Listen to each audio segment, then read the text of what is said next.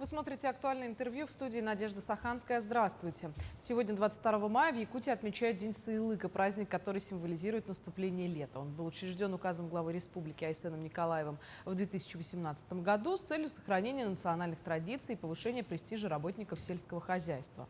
Откуда корни подобной традиции, как он трансформируется в современной жизни сельчан, и немного об итогах зимовки скота, лошадей и оленей в республике мы сегодня поговорим. Гость у нас Артем Александров, министр сельского хозяйства и продовольственной политики Республики Саха. Артем Александрович, здравствуйте. Добрый день. Ну, позвольте спросить, наверное, с чем у вас ассоциируется этот праздник? Может быть, у вас в семье какие-то есть традиции в День Сыйлыка? Ну, еще раз, пользуясь моментом, хочу поздравить всех жителей нашего региона, собственно говоря, наших организованных хозяйств, которые занимаются скотоводством, с этим замечательным праздником, нашим праздником, первым днем лета, с Днем Сыйлыка, с Николин днем. Рожденный СССР как бы ассоциируется для нас всегда это запах молока, запах лета.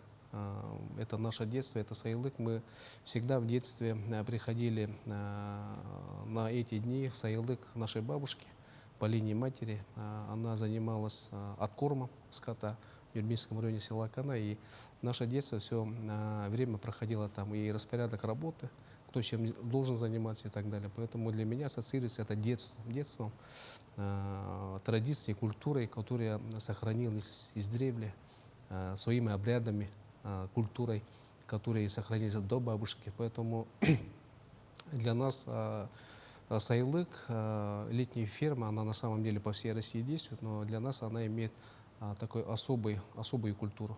Поэтому мы очень рады, что эта культура для нас сохраняется и дальше развивается с учетом внедрения технологий и коммуникаций. Вот об этом немножко подробнее. Вы вот упомянули советский период.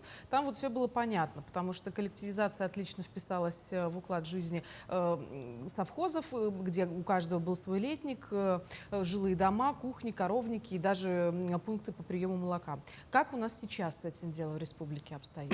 Ну, с учетом развала Союза, коллективизации, на самом деле уменьшение по количеству летних ферм в целом, она есть, она отражается, но между тем сегодня в нашей республике действует порядка 320 с лишним летних сайлуков. Из них порядка 84% это дойное направление 50 с лишним единиц это откормочное направление. И ежегодно она обновляется, ремонтируется, модернизируется за счет собственников, за счет предприятий, за счет районных источников. И мы в свое время, когда указ вступил в силу 2018 года, оформили и утвердили порядок, который именно сохранял и действовал в поддержку начинания и обновления строительства новых объектов Сыйлуков, включая летних домиков, модернизацию, включение оборудования техники, приобретением техники. Данное направление сегодня она передана в рамках расширения полномочий муниципальным районам. И сегодня муниципальные районы имеют право обновить за счет переданных полномочий источников, доведенных источников летние сайлыки и откормочные площадки. И оснащены они всем необходимым? Ну, из 320 с лишним сайлуков сегодня порядка 80% она обеспечена электричеством, коммуникацией, дорогами и так далее. Остаток, порядка 20%, она работает на дизельных станциях, и есть проблемы по дорогам и так далее. Ну, пласта работы очень много на самом деле по обновлению. Сегодня желание выйти на сайлыки с учетом обновления все-таки нормативно-правового акта с учетом расширения полномочий. Есть сегодня тенденция, хорошая тенденция в виде кооперации и так далее, потому что это именно период, летний период, 3 месяца, основных месяца, это сезон большого молока. Поэтому и там заработная плата больше получается, дети развиваются, соответственно, и молока, и продукции больше получается. В начале нашей с вами беседы, перед тем, как представить вас, я пообещала нашим зрителям, что мы еще поговорим о том, как прошла зимовка крупного рогатого скота, лошадей и оленей. Вот как? Ну, зимовка скота и лошадей мы в текущем году считаем стабильно. Благодаря слаженной работе и управления сельского хозяйства и транспортных компаний, которые доставляли в сложных районах наши грубые корма. Это Северный Артийский район, Верхоянский район, Эбено-Бутантайский район, Абыйский район. В этом году наблюдалась более сложная зимовка в части кормов, но между тем мы оперативно в рамках рабочей комиссии оперативной группы выделили источники, соответственно, все, что нужно, необходимые грубые корма, комбинированные корма довели вовремя. Поэтому мы считаем, что этот год стабильно, мы все-таки наступаем на лето. Из всех количеств порядка 176 тысяч насчитывается сегодня поголовье крупного рогатого скота на 10 мая. Из них на летние сайлыки выйдут порядка 40 тысяч. Всего стада, регионального стада. И порядка 17 с лишним тысяч выйдут коровы на летние сайлыки, стада коров. Поэтому порядка 28-29% от общего количества коров все-таки через летние сайлыки будут нам дать больше молока. А вот по поводу отела, северных оленей. Отел, деловой выход на 10 мая по крупному рогатому скоту составляет порядка 36 тысяч. Это 58% отелило сегодня крупного рогатого скота от коров. Соответственно, есть отставание по сравнению с прошлым годом, но это незначительно, считаем, потому что все-таки выправить. Считаем, что зимовка у нас стабильная.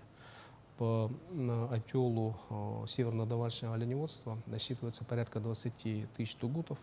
По сравнению с прошлым годом динамика положительная. Сохранность северных домашних оленей в текущем году составляет порядка 95-96%. Это считается хорошей зимовкой. Но еще и наступает же не только сезон большого молока, но и посевные работы.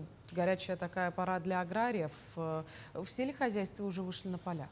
Ну, сейчас у нас, если в Центральной России уже наступили уже посевные работы, уже там разгар уже начался давным-давно. В нашем регионе она только начинается. Подготовительная работа, приобретение семян зерна, кормовых, с посадкой картофеля она уже начата.